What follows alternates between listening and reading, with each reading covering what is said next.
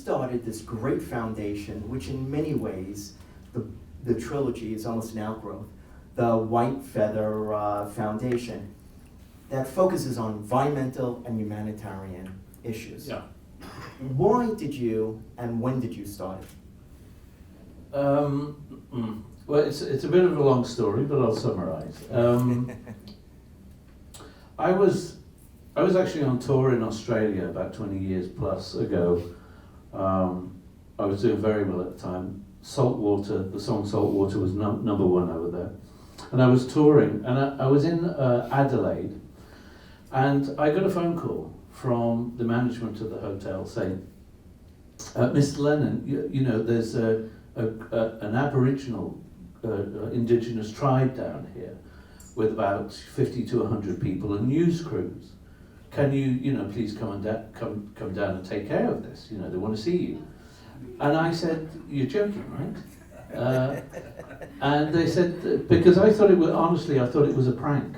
I thought it was a joke. You know, I thought it was, you know, on the road, we're always screwing around, excuse me, but, and they said, no, this is very serious, you know, please come down. So I went downstairs, and lo and behold, there was a group of this many people, and a semicircle. And I kind of naturally just walked into the center of the semicircle, and the tribal elder, who was a woman, walked up to me with a large white feather and handed it to me in front of everybody, and said to me, please, you have a voice, can you help us? Now, I didn't know much about their plight, or about, you know, many indigenous tribes around the world and what they've had to face over the last century and beyond.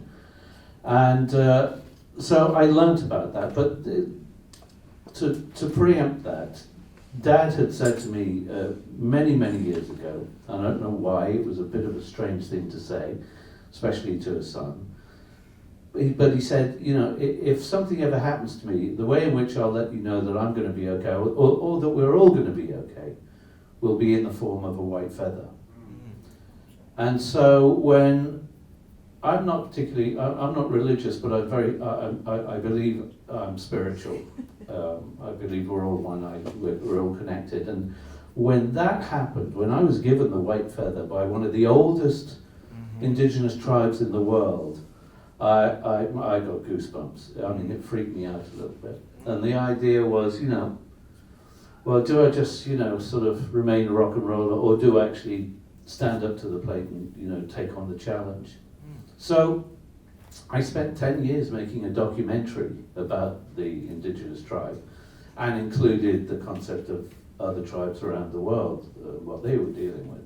And it was called WhaleDreamers, and it did very well. We won about 8 independent film awards, international independent film awards. And I thought, well, if it does well, if it makes some money, I want it to go back to the indigenous tribe, to, you know, keep their culture alive, protect them, etc., etc.